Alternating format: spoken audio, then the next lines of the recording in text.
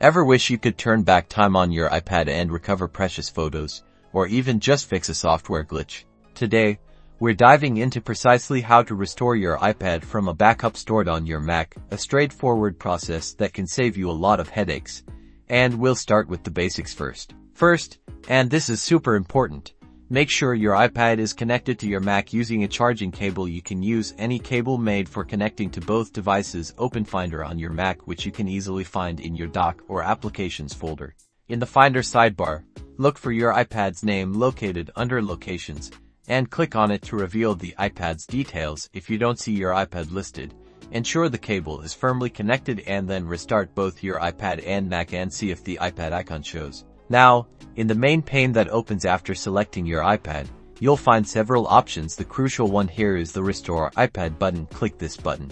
You'll be prompted with a confirmation menu with a warning that all data on your iPad will be erased and replaced with what's on the backup.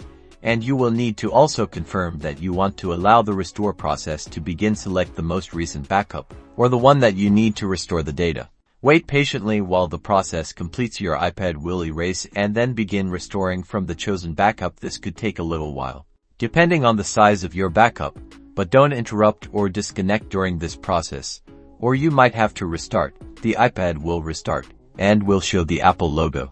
Once it's done, your iPad will restart again, and hopefully, you're back in the driver's seat with your data restored, and that's it.